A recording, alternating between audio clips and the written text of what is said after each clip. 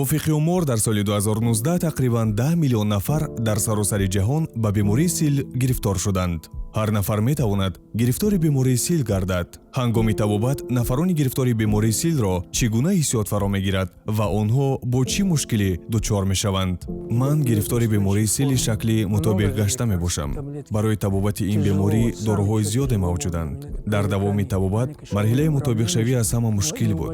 Бале, табъиз дар муносибати беэҳтиромӣ аз ҷониби баъзе шахсон эҳсос карда мешуд. хӯрдани доруҳо буд, мушкилиҳои зиндагӣ буд.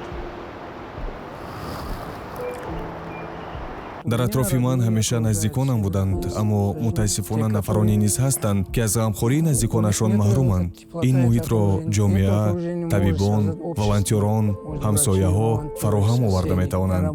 Ман дар лоиҳаи USAID оид ба барҳам додани бемории сил дар Осиёи Марказӣ ба ҳайси корманди саҳроӣ дар шаҳри Норак кор мекунам.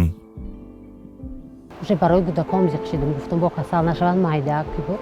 Баъд рафтам табобат кардам ба хотири ҳар ду фарзандам, ба хотири саломатии худам ки дар болои сари фарзандон бошад. ҳозир ман муддати қариб 3 моҳ мешавад дар лоиҳаи USAID оид ба барҳам додани бемории сил корманди саҳроӣ кор мекунам.